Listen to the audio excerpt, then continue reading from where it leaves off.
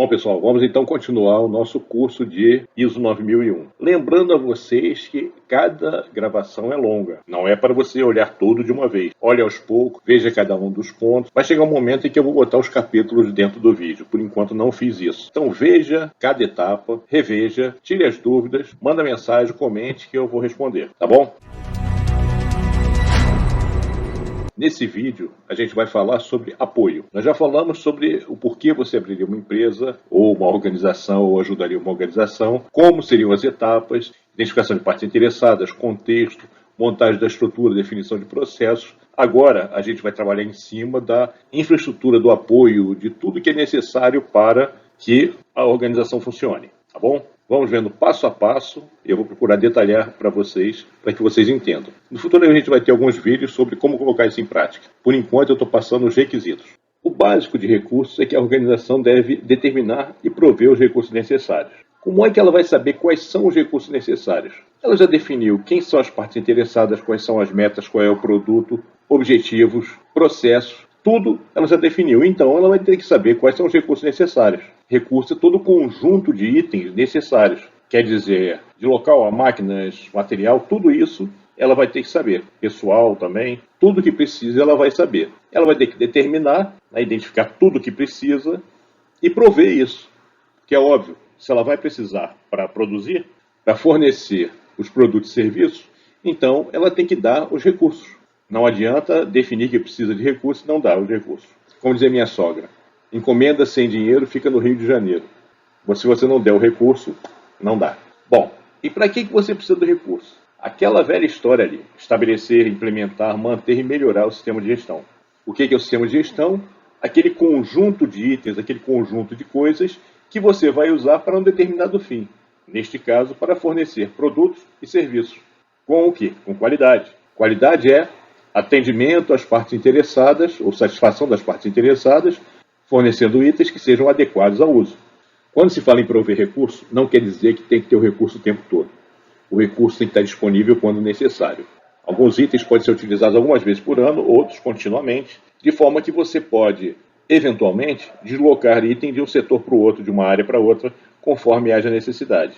Aí você tem que avaliar a tua capacidade de prover esses itens, esses recursos, né? E as restrições. Por que você tem que saber a tua capacidade e as restrições? Porque quando você fizer um orçamento, quando você fizer uma proposta, você vai ter que saber se você tem os recursos. Imagine que alguém queira contratar um serviço que você pode oferecer. Só que você pode oferecer com base nos recursos que você tem no momento, que são limitados a uma determinada quantidade de produtos. Então a tua oferta é limitada pela tua capacidade de recursos. Por isso você tem que saber suas restrições. Claro que você pode ter um plano B, conseguir coisas com provedores externos. Provedores externos são aqueles que não fazem parte da organização, mas te dão recursos para que você possa utilizar, dão materiais, itens, o que seja que você possa usar. Alguma coisa externa que alguém vai te prover.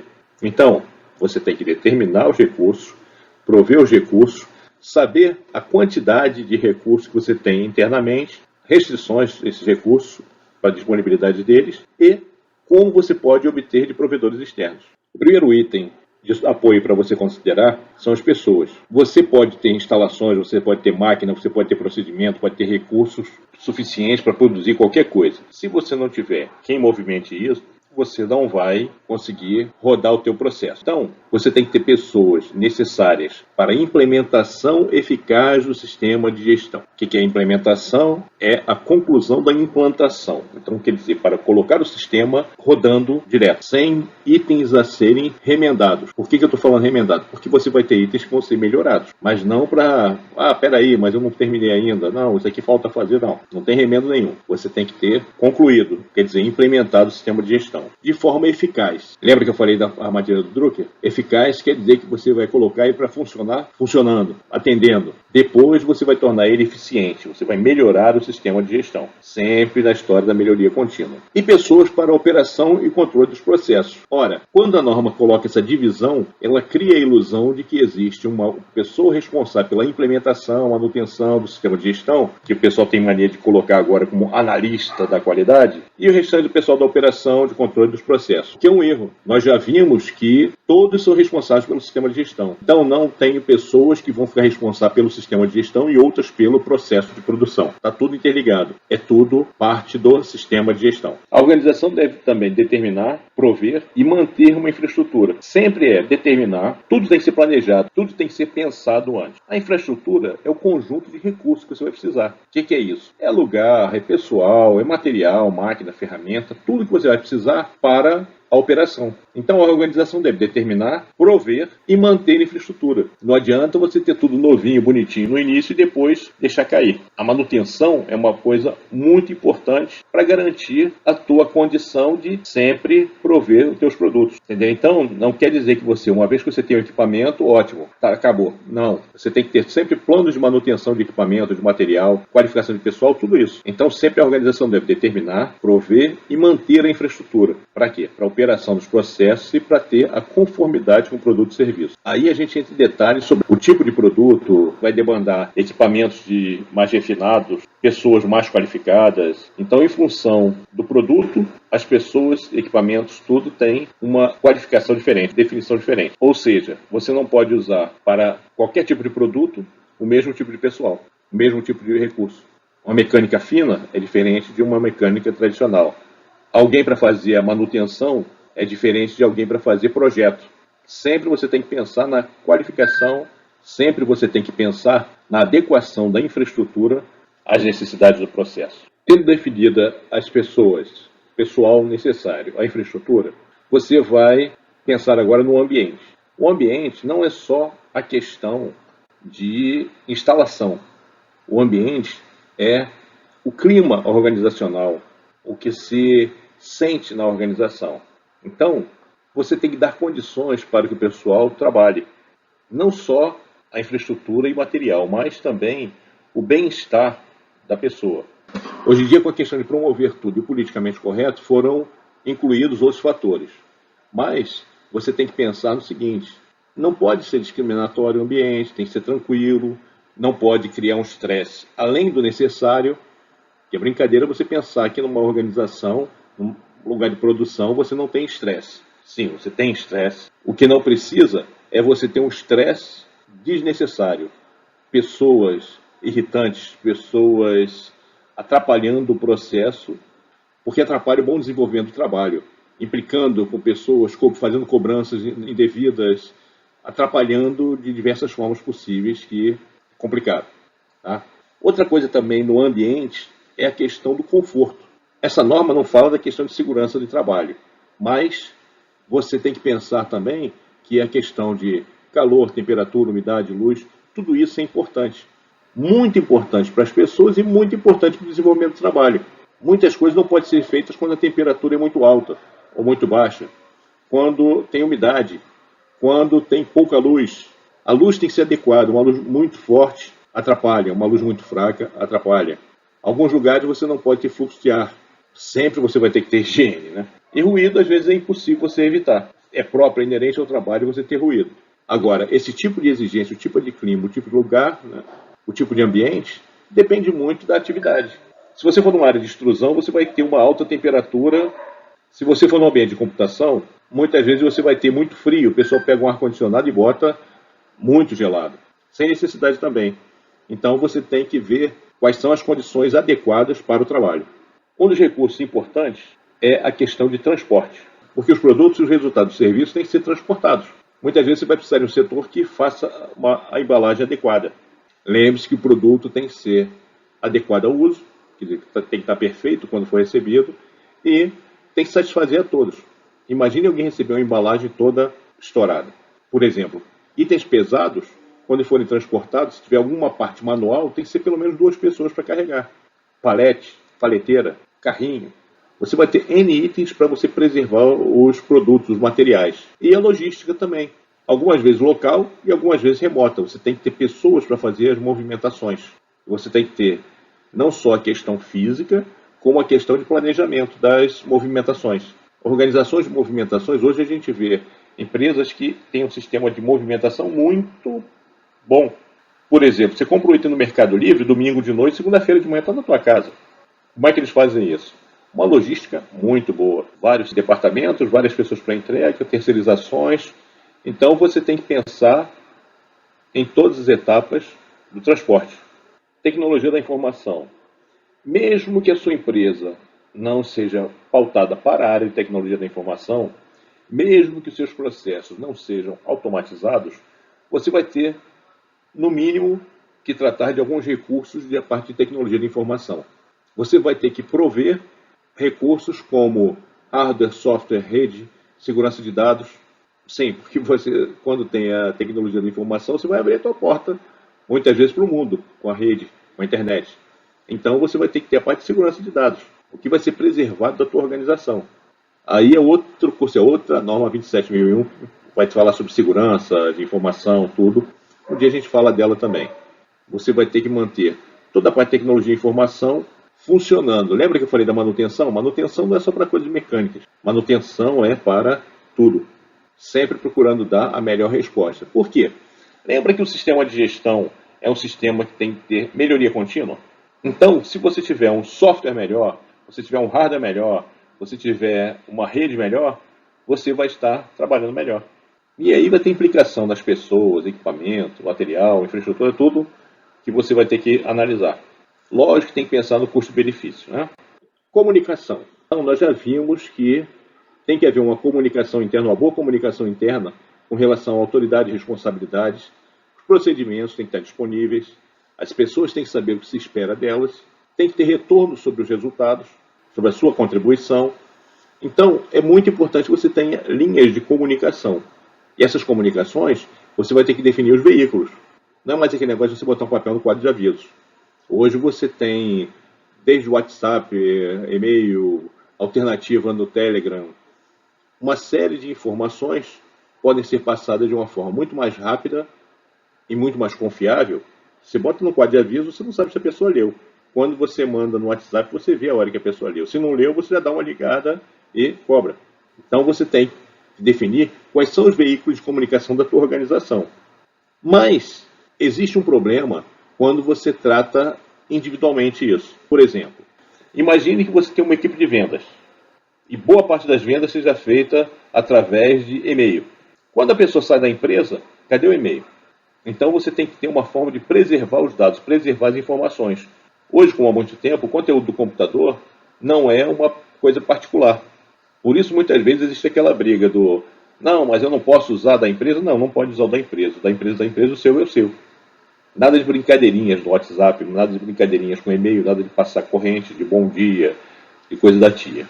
Então, a preservação dos dados é importante para que você tenha a continuidade, a gente vai ver mais itens sobre isso, mas a continuidade da memória da organização. É conveniente você estabelecer políticas para mídias sociais, porque ao mesmo tempo que você vai estabelecer que a comunicação você pode fazer por WhatsApp, que é rápido, você vai deixar alguém tomando conta do WhatsApp, porque os clientes estão se comunicando por WhatsApp, você também vai ver que a pessoa vai parar para dar uma olhadinha numa piada, numa brincadeira, né? A gente costuma brincar dizendo o seguinte: se alguém está olhando o computador ou o celular e está rindo, não está trabalhando. Então tem que estabelecer as políticas para quem pode, quem tem acesso, quem não pode, não tem acesso, quem pode responder, quem não pode responder, como são feitas as comunicações da organização. Essa figurinha não faz parte diretamente da norma. Eu coloquei para deixar claro uma informação. Uma coisa muito importante na norma é a questão de rastreabilidade. O que é rastreabilidade? É você criar uma cadeia de informação onde você pode se ligar um item a outro, criando uma rastreabilidade. De onde surgiu isso? Você vai vendo onde cada etapa da informação passa. Nesse caso aqui, eu fiz a rastreabilidade para equipamentos. Por que isso? Porque um dos itens que a gente vai ver daqui a pouco é que o teu instrumento de uso diário ele tem que estar confiável. Estar confiável quer dizer que ele tem que estar calibrado. O que é calibração? É o garantir que as medidas feitas com esse equipamento são rastreáveis ou são equivalentes ou aproximadas a medidas de outros locais medidas confiáveis. Então vamos de baixo para cima. Eu tenho meu instrumento de uso diário. Como é que eu faço para saber se meu instrumento está bom? Eu mando calibrar ou através de um laboratório de referência, um laboratório de calibração, de ensaio, como está ali no terceiro quadrinho, ou eu tenho um padrão de trabalho que eu posso fazer a verificação. Eu tenho um padrão onde eu vou lá e verifico se o meu equipamento está dando o resultado que deveria dar. A verificação é um cara crachá, eu já falei para vocês. Então, quer dizer, eu tenho uma coisa, tenho outra coisa e quero ver se uma confere, uma bate com a outra. Então, no caso da verificação, eu pego o meu instrumento de uso diário e verifico um padrão de trabalho. Aí, vejo se está ok. Legal, aprovei. Ou eu mando para um laboratório de referência que vai fazer a calibração. No geral, hoje em dia, a calibração é feita apenas em laboratórios da RBC, Rede Brasileira de Calibração. Dependendo da complexidade do equipamento, vai para a RBLE, Rede Brasileira de Laboratórios de Ensaio, que são laboratórios acreditados pela CEGEC do Inmetro na norma 17025, que vai ser um dos nossos próximos cursos. Então, a gente tem o padrão, lá eles têm o padrão com rastreabilidade, a quem? A um padrão primário. E normalmente ele vai estar ligado, por exemplo, no Inmetro, vai ser um padrão do Inmetro, ou um padrão de outro laboratório equivalente. Isso vai subindo e caminhando até que chega ao BIPM, Bureau Internacional de Pesos e Medidas. É um órgão internacional que tem os padrões de grandezas para medição. Então, quer dizer que quando eu tenho o meu instrumento de trabalho, que eu verifico um padrão de trabalho, que foi calibrado no laboratório, o laboratório de calibração calibrou em cima do padrão primário, e o padrão primário é rastreável ao BIPM, então eu posso dizer que o meu equipamento, as minhas medições, são rastreáveis ao sistema internacional. Provavelmente, se outra empresa fizer o mesmo processo que eu, também as minhas medidas vão ser equivalentes às delas. Por isso eu posso fazer algo dimensional ou com outra grandeza que é confiável. Aí entra aquela história da ISO 9001, através de acordos de reconhecimento, ser válida no mundo inteiro. Porque o que você fizer aqui, que está rastreável ao BIPM, outros países estão fazendo também rastreável ao BIPM. Então, a medida que você faz aqui é a mesma medida que em outros lugares do mundo são feitas. Essa é a importância da rastreabilidade. O que eu falei de rastreabilidade é para esse item aqui. A organização deve determinar e prover recursos necessários para assegurar resultados válidos e confiáveis, quando monitoramento ou medição for usado para verificar a conformidade de produtos e serviços com requisitos, ou seja, se forem usados instrumentos. Então, como é que o resultado é válido e confiável? Quando ele tem rastreabilidade ao sistema internacional. Então, se eu tenho um produto que, para verificar, eu preciso usar um instrumento, esse meu instrumento tem que ser confiável. Como é que ele é confiável? Se eu faço verificação, usando o meu padrão, ou se eu mando calibrar em um laboratório de referência. Aí eu crio a rastreabilidade ao sistema internacional. Algumas vezes não posso usar a verificação como principal. Normalmente, aliás, acontece isso. Eu tenho que calibrar o meu equipamento. Aí, para que isso funcione, a organização tem que reter informação documentada. O que quer dizer reter informação documentada? A informação documentada retida é o que era chamado antigamente de registro. Reter quer dizer, eu vou pegar a informação e vou guardar. Para que eu vou guardar? Para comprovar que os recursos são apropriados. O que eu vou guardar? Especificação do equipamento, certificado de calibração, comprovante de verificação. Então, tudo o que possa criar a chamada rastreabilidade, comprovando que as medições que eu fiz foram feitas em equipamentos adequados, rastreáveis. Essa informação é retida, quer dizer, eu vou ter que ter um local onde eu vou guardar essa informação. Eu atualizo essa informação? Não. Informação retida não é atualizada, porque ela é o retrato de um momento. Ou seja, eu tenho um certificado de calibração de um equipamento desse ano, é diferente do certificado de calibração do ano passado. Eventualmente, é praticamente impossível, mas eventualmente ele pode até ser igual. Mas é o do ano passado e o desse ano, são coisas diferentes. Eu não posso pegar o certificado de um ano para o outro e dizer que é a mesma coisa. Também como não posso esquecer de fazer as verificações programadas e depois dizer, não, eu já fiz a verificação antes. Não, você não pode ter feito a verificação antes. Já foi programado para você fazer esse mês, você não pode dizer que não fez esse mês ou não vai fazer esse mês porque você já fez no mês passado. Programação é programação. Então eu tenho os tais recursos para monitoramento e medição. Monitoramento, quando a gente fala monitoramento e medição, normalmente quer dizer que eu vou estar monitorando o processo, quer dizer, acompanhando, e a medição normalmente seria o resultado final. Eu vou ver se está ok. Então, a organização tem que assegurar que o recurso seja adequado. Eu vou fazer um tipo de medição. Então, o instrumento tem que ser adequado. Eu não posso usar uma trena para medir milímetros. Então eu vou ter que usar um equipamento que seja adequado à atividade. Também não preciso usar alguma coisa que seja com a precisão atômica, né, para fazer uma medição. Outro ponto é que os equipamentos devem ser mantidos para estar continuamente apropriado. Ou seja, eu tenho que estar sempre verificando, fazendo manutenção periódica, fazendo revisão dos equipamentos, de forma a garantir que eu tenha eles funcionando adequadamente. Aí você vai pensar, e isso aí está ligado a quê? Está ligado à análise de risco. Eu tenho que saber qual a probabilidade de dar um problema, então eu preciso fazer a calibração, a manutenção antes que ele dê problema. Na hora que der problema, eu não vou poder produzir, ou vou produzir itens errados. Então, olha a análise de risco aí. Então, para isso, eu posso fazer um plano de manutenção, sabendo que nesse plano de manutenção eu tenho a prevenção para evitar que ele me dê problema futuramente. Outro ponto é quando eu falei sobre a questão dos recursos, eu saber as minhas limitações. Então, eu sabendo quantos equipamentos eu tenho, eu sei quanto eu posso testar ou monitorar.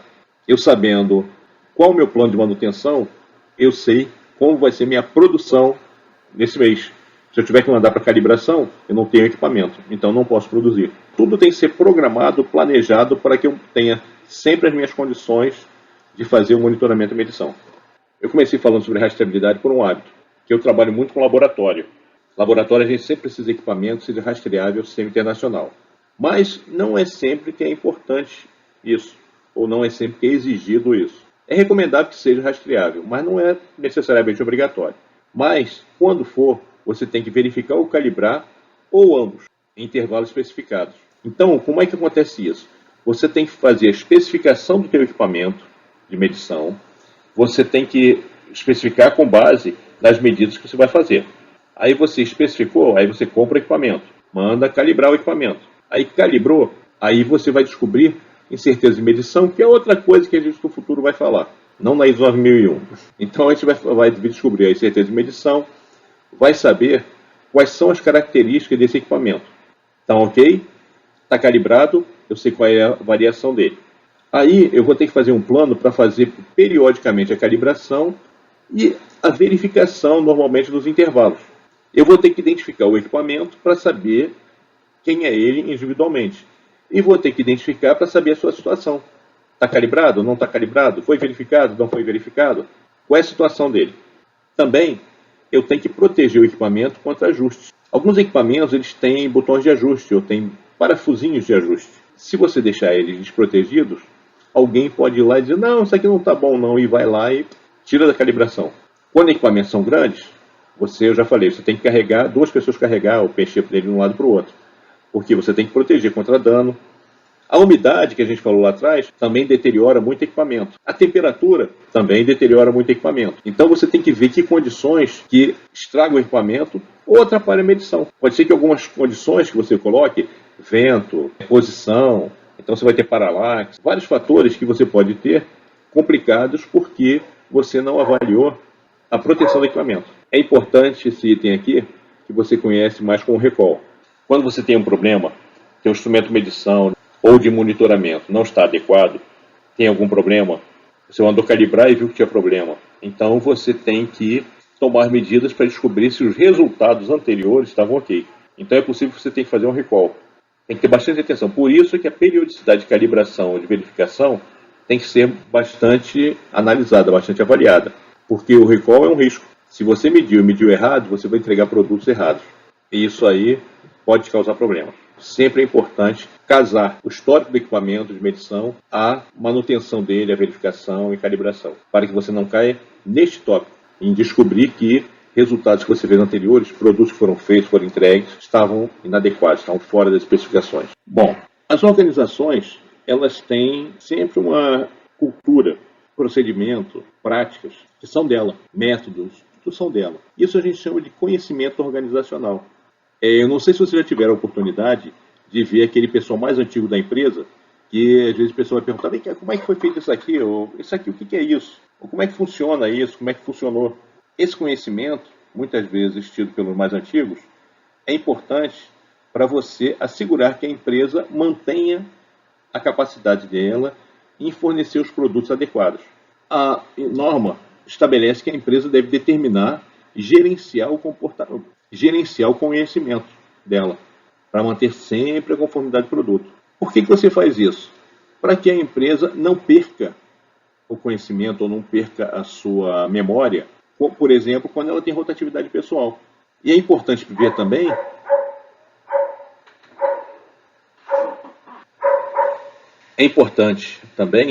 ter forma de capturar esse conhecimento, pegar essas informações que são relevantes, conhecer as informações relevantes, saber essas informações e compartilhar com quem for necessário. Note que essa norma, ela fala muito em padronização, repetitividade. Então, se você não tiver o teu conhecimento preservado, disseminado, você vai ter problema com a repetitividade. Muitas vezes é importante determinar quem conhece, quem sabe dos processos, quem detém o conhecimento. Porque aí você tem que tomar cuidado para não perder essa pessoa.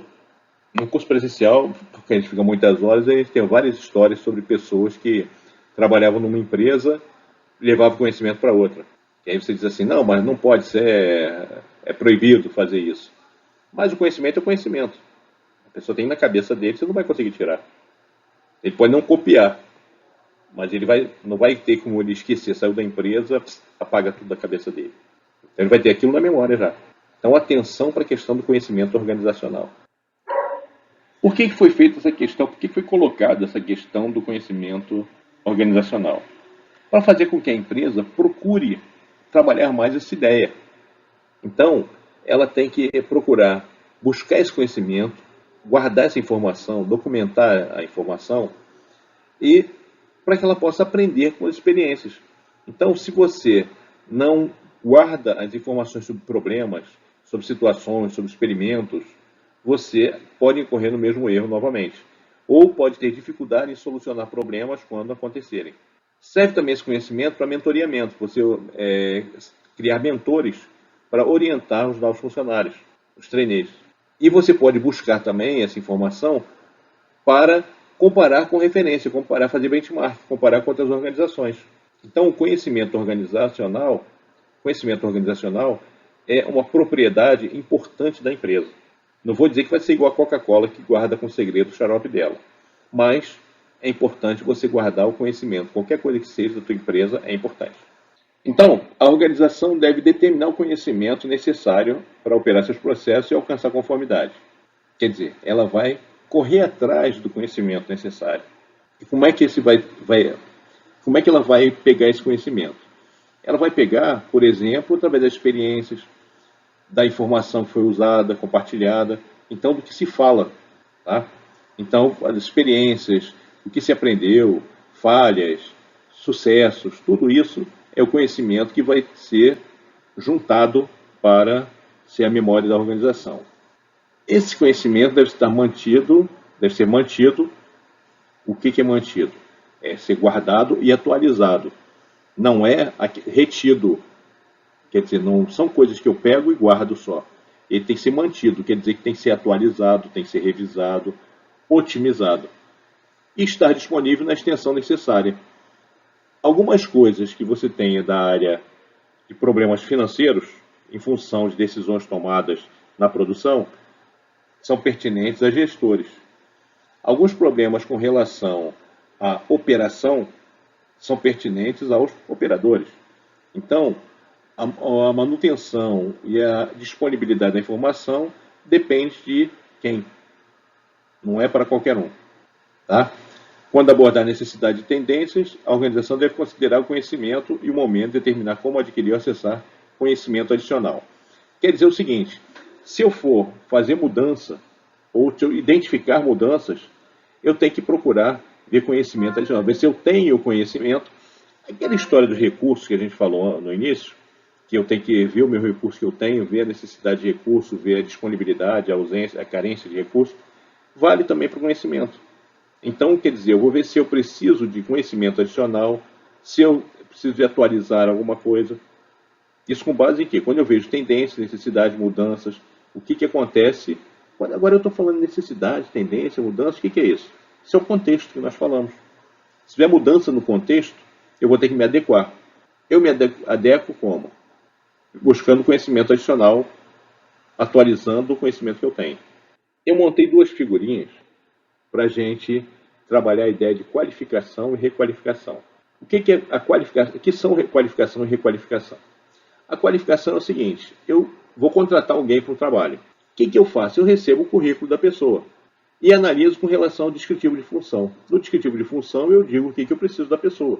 Analiso o currículo com base no descritivo de funções e vejo as lacunas, o que está faltando. Com isso, o que acontece? Com isso, o que acontece? Com isso eu vou dar o treinamento. Sempre lembrando que o treinamento não é o fim.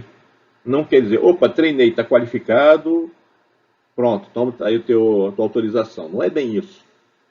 Eu tenho que dar o treinamento, colocar num estágio, num tempo de trabalho e fazer uma avaliação. Quando eu fizer a avaliação e a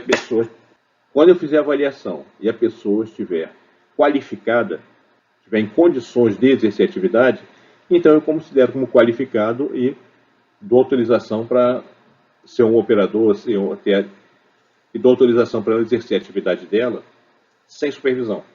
Por que sem supervisão? Porque antes de qualificado, as pessoas devem trabalhar com supervisão. Não devem trabalhar sem supervisão, porque não são responsáveis pelo resultado. Se tiver um resultado ruim, ela vai responder? Não, ela não sabe que está treinando. Aí eu perco material, tempo, não atendo o cliente, uma série de outros fatores. Então, quem não está qualificado trabalha com supervisão. Bom, mas aí vem uma parte mais complicada, um conceito que nem todos usam. Quem se qualificou uma vez está qualificado para sempre? Não, porque as tecnologias mudam, o mercado tem inovações. Viram no item anterior que a gente falou sobre gestão de conhecimento.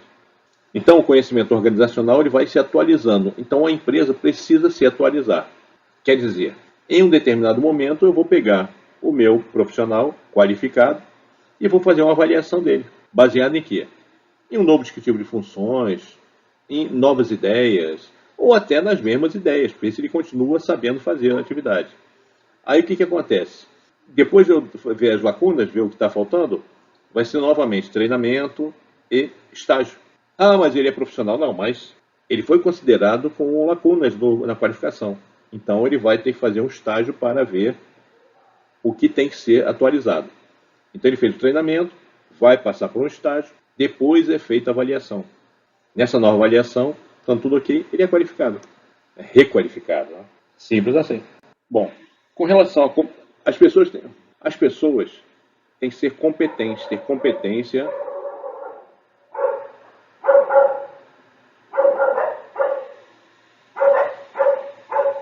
As pessoas têm que ser competentes, têm que ter competência para trabalhar.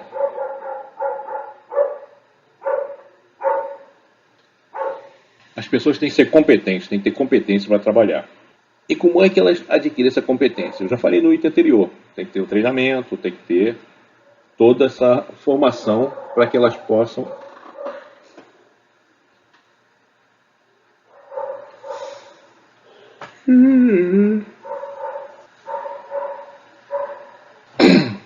Como é que Então a organização tem que determinar a competência necessária. Ela determina a competência necessária fazendo com que ela atenda a requisitos pré-estabelecidos. Então, essa competência para que elas façam o trabalho sob o controle dela, né, quer dizer, sob a atividade dela.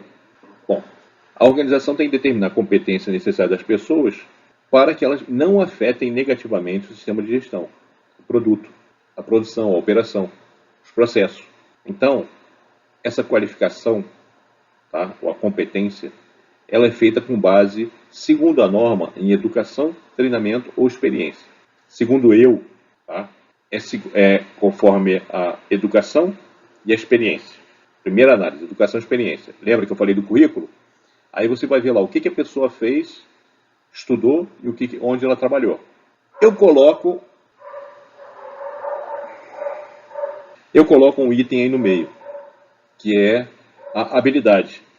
Tinha na norma antigamente, mas eles tiraram. Então, quer dizer, quando eu vou ver alguém trabalhando, quando eu vou contratar alguém, eu vejo o currículo. Educação, experiência, tudo tal. Então, o currículo é ótimo, né? Sempre a pessoa entende tudo, sabe fazer tudo. Aí a gente vai e coloca para trabalhar. Meu pai tinha uma prática que ele trabalhava como mestre de obra. Então, quando alguém dizia que era pedreiro, ele mandava emboçar a parede.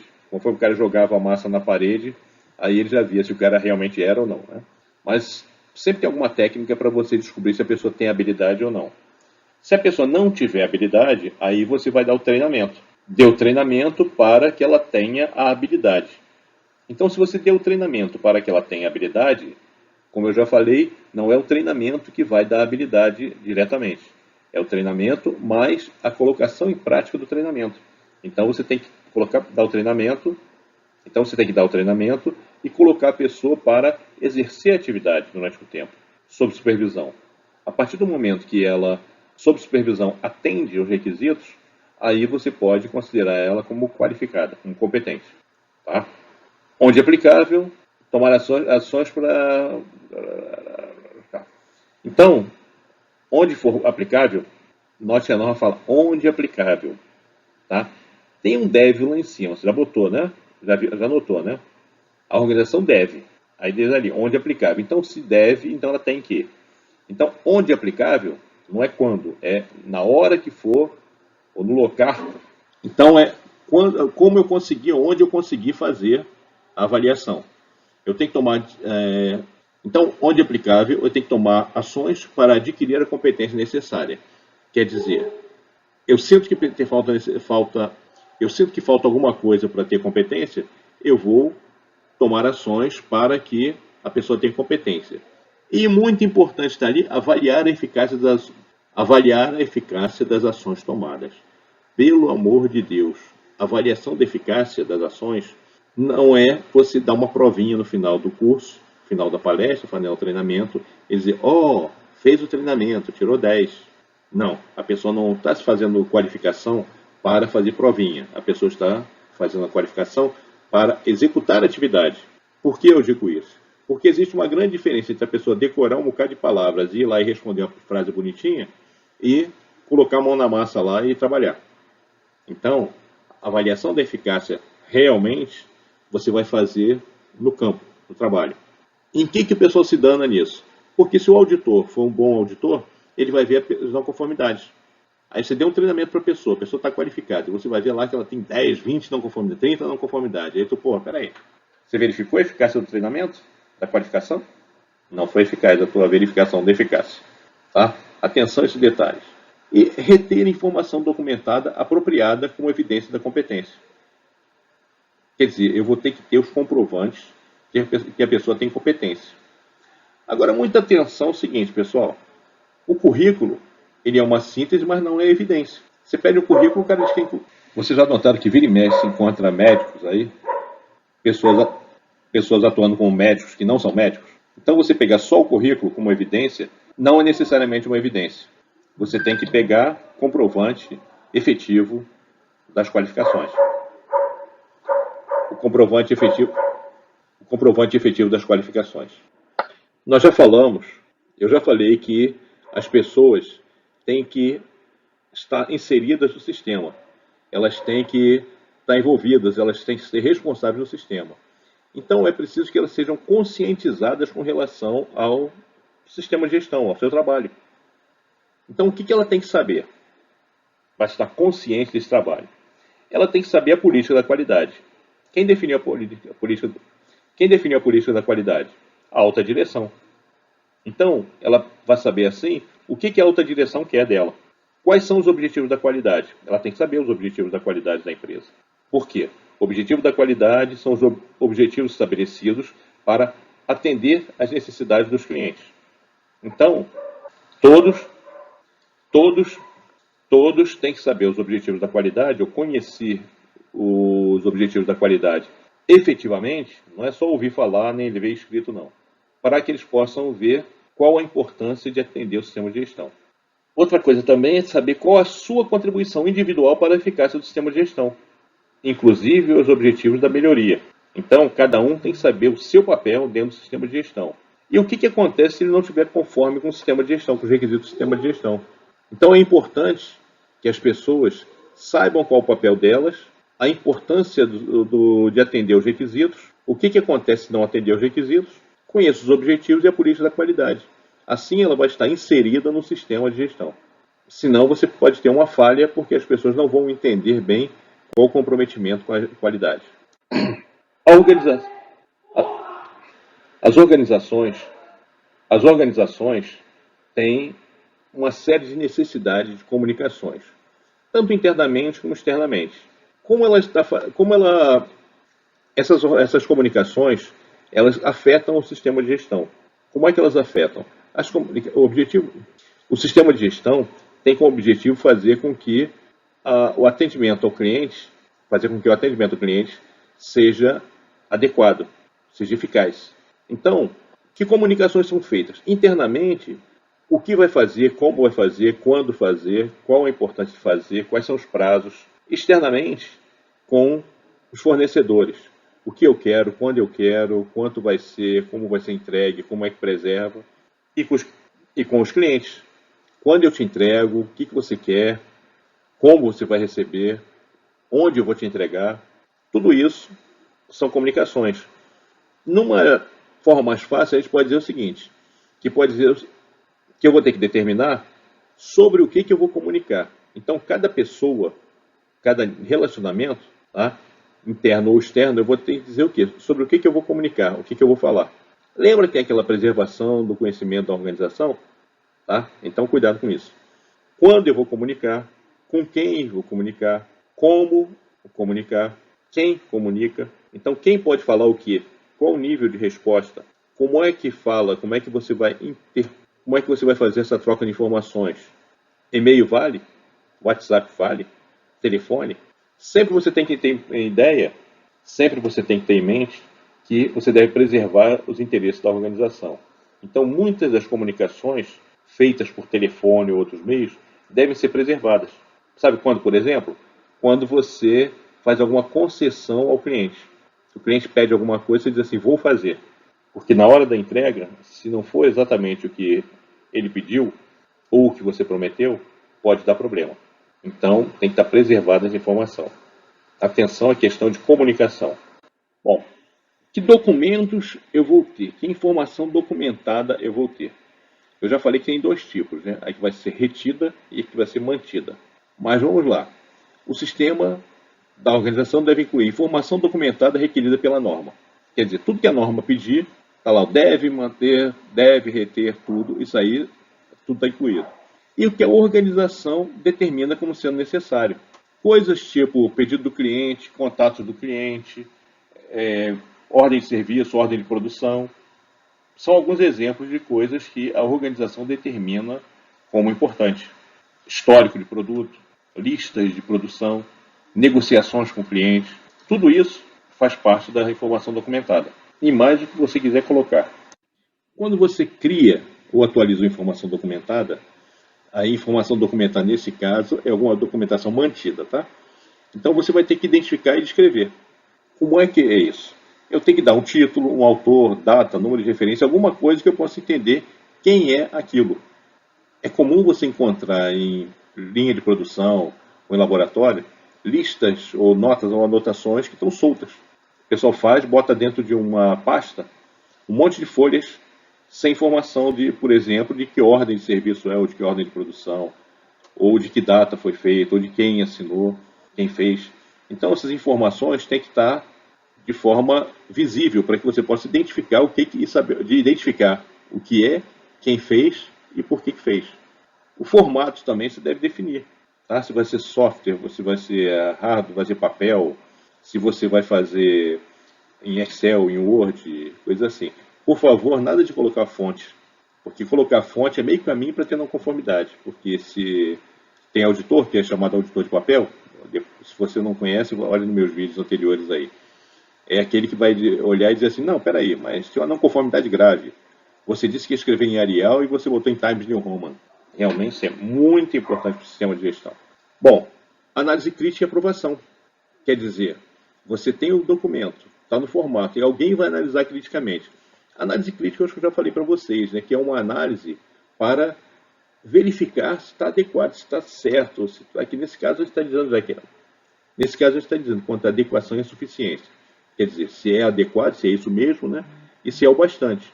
Mas análise crítica quer dizer que eu vou ver se atende. se está tudo ok. Como é que é isso? Por exemplo, eu tenho um currículo. O currículo tem várias informações. Então eu vou ver se aquele currículo tem todas as informações que eu preciso. Então isso é uma análise crítica. Agora, aquele currículo que tem o nome da pessoa, alguns dados, não tem endereço, não tem telefone, alguma coisa assim, não está adequado. Então, na minha análise crítica, eu já identifiquei que tem um problema. Então, atenção a essa questão de análise crítica. Tá? Não é algo pejorativo, não é algo ruim. Análise crítica é só uma análise para ver se está adequado. Bom, toda informação documentada, quer seja pelo sistema, pela norma ou qualquer outra, eventualmente existe até alguns organismos que pedem documentação. Né? Então, toda informação documentada ela deve ser controlada. Controlada quer dizer que eu tenho que saber onde é que está, né? Se está tudo certo, se está tudo direito. Senão ela está descontrolada, quer dizer, você não faz a mínima ideia de onde está, qual é a documentação, qual é a versão, qual é a revisão, não, nada disso. Então ela deve ser controlada, de forma que ela esteja disponível e adequada para uso. Quer dizer, ela tem que estar onde deve estar para ser usada e tem que estar em condições de uso. O que quer dizer em condições de uso? O que quer dizer adequada?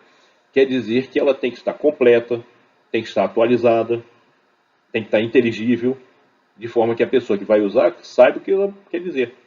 Você não pode fazer uma norma que esteja em outra língua ou com termos que a pessoa não faz ideia do que seja. Então ela não está adequada para uso. Onde e quando ela for necessária. Quer dizer, se alguém for precisar, ela tem que estar disponível e íntegra, direito. Que ela esteja protegida suficientemente. A norma usa muito suficientemente, coisas assim, para dizer que é o seguinte: se vira, dá teu jeito. Você vai definir o que é protegido. Você vai definir o quanto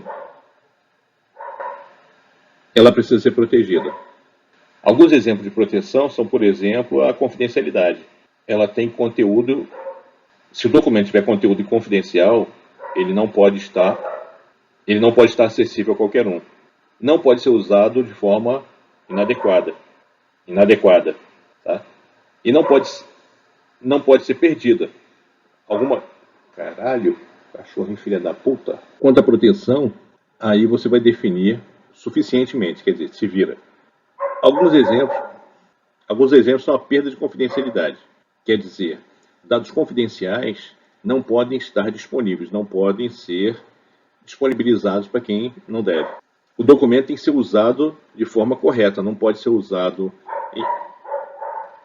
em outro serviço, ou não pode ser destruído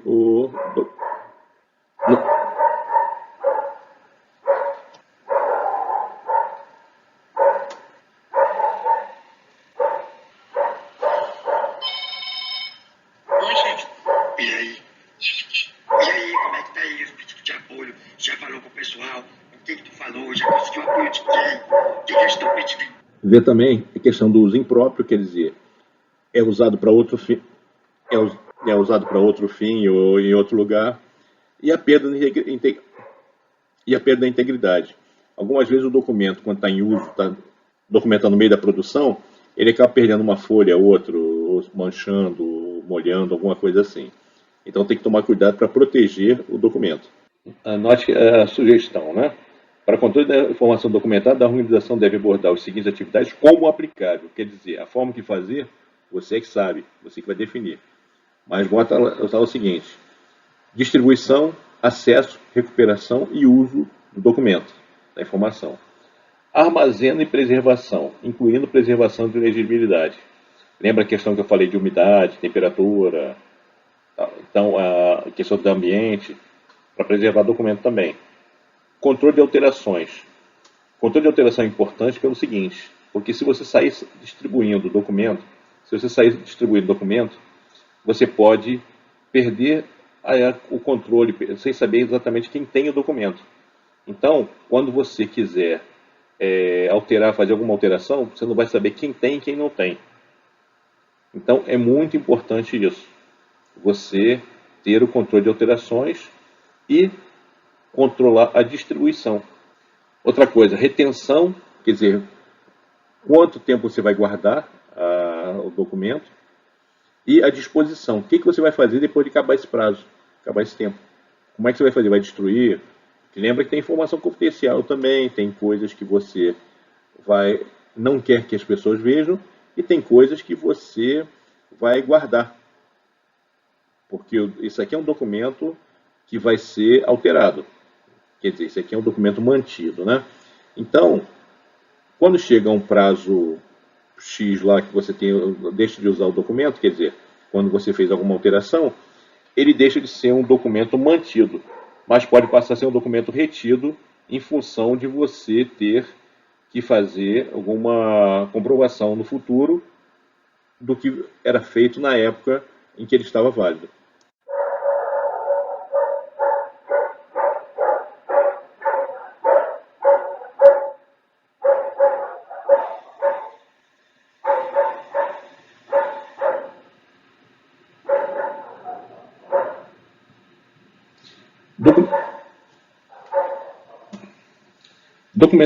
Documentação de origem externa não é mantida, ela é retida. Então, a documentação de origem externa necessária para a organização tem que ser identificada e controlada, inclusive para ser visto quando atualiza, como é que vai ser, quem fornece, como atualiza e tudo mais, para que você tenha sempre a informação adequada. E quando você reter alguma documentação, os pontos ali na fala em documentação retida, tem que ser protegida contra alterações não intencionais. Quer dizer, as pessoas não podem sem querer alterar.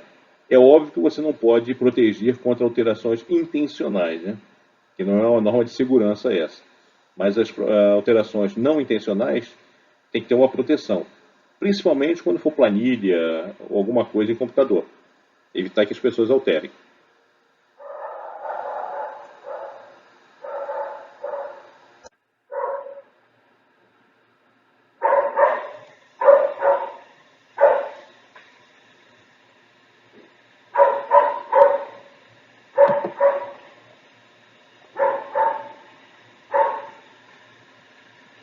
Fiquem à vontade para fazer perguntas. Leiam as partes da norma e dê o retorno. Até a próxima.